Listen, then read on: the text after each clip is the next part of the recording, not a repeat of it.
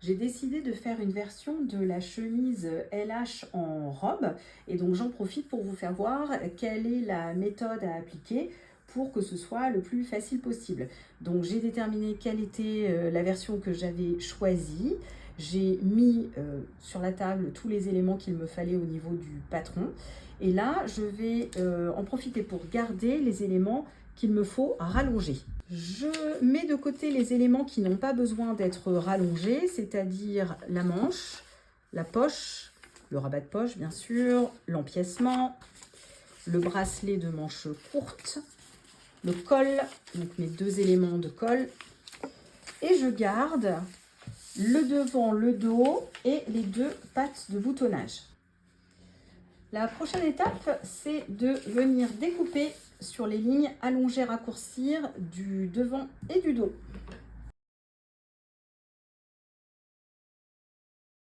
Pour la prochaine étape, vous allez avoir besoin d'une règle, d'un crayon ou d'un stylo, éventuellement d'un perroquet si vous en avez un, d'une feuille ou de plusieurs feuilles et de scotch. Donc là, une des premières choses à faire déjà, c'est de savoir de combien vous allez vouloir rallonger la chemise pour qu'elle devienne robe. Moi, pour qu'elle soit un peu au-dessus du genou, quand même bien au-dessus du genou, je la rallonge de 23 cm pour faire une version estivale et moi je fais 1,57 m. Alors moi je sais que je vais devoir rajouter 23 cm. Je peux venir coller, scotcher déjà mon morceau ici de patron au niveau de la feuille. Je le mets sur le bord de la feuille, c'est quand même plus pratique. Et je viens rallonger le droit fil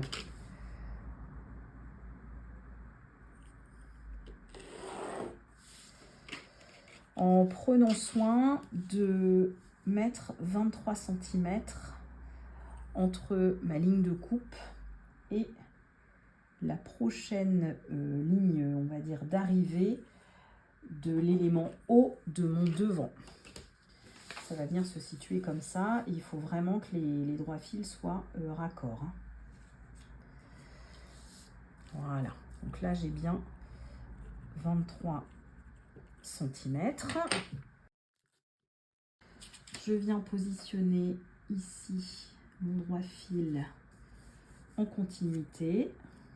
Je scotche. Et pour que ce soit plus facile, je viens tout scotcher ici.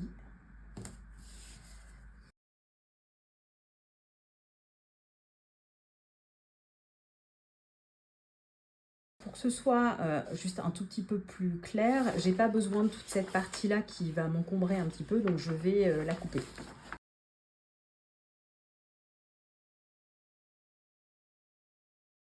Alors j'ai idéalement situé la ligne allongée raccourcir pour que ce ne soit pas au niveau d'un réglage, donc pas au niveau du bas de l'ourlet, pas au niveau de la pince, pas au niveau trop de la taille.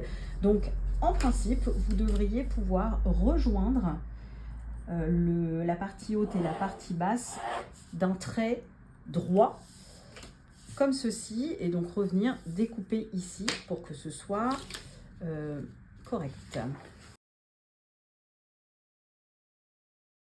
Voilà pour les devants. Donc vous faites exactement la même chose pour les dos et vous devriez en principe avoir exactement la même longueur de côté entre les devants, donc pince fermée bien sûr, et les dos, mais on vérifiera ça à l'étape d'après.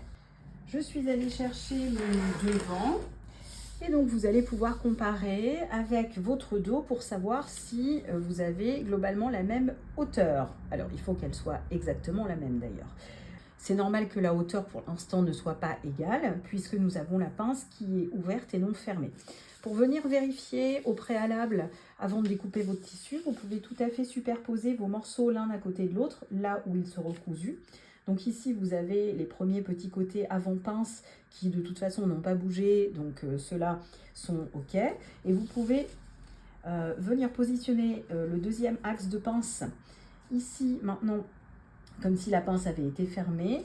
Et vous venez faire coïncider vos côtés pour vérifier. Alors un peu à main levée, hein, là si tout est OK. Vous voyez, vous pouvez faire un peu pivoter comme ça. Voilà, impeccable. Bon, là, je le fais un peu à main levée. Je sais que c'est bon puisque j'ai bien fait 23 cm et 23 cm et que ici, je n'ai pas fait de courbe, je n'ai pas utilisé le perroquet, tout était droit. Donc, en fin de compte, j'ai pas besoin de vérifier plus que ça. Je sais que ça va être OK. Donc, maintenant, prochaine étape, ça va être les pattes de boutonnage. Voici les pattes de boutonnage avec les hauts des pattes ici. Alors là, c'est très simple, puisque nous avons décidé de rajouter 23 cm et que les pattes de boutonnage sont rectangulaires, vous avez juste à rallonger les pattes de boutonnage de 23 cm sur la partie basse des pattes. C'est aussi simple que ça. Vous pouvez le faire directement sur le tissu si c'est plus simple. En tout cas, c'est ce que je vais faire. Maintenant, vous venez placer vos éléments sur le tissu.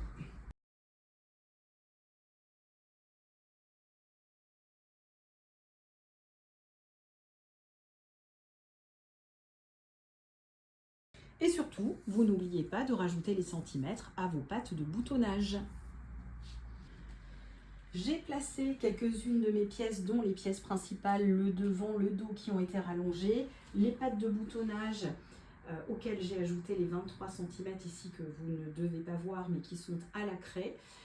J'ai des pièces qui sont positionnées déjà que je vais couper et certaines que je vais devoir découper en plusieurs fois comme l'empiècement, les cols, et j'aimerais bien faire 2 poches poitrine, donc je vais refaire les poches également.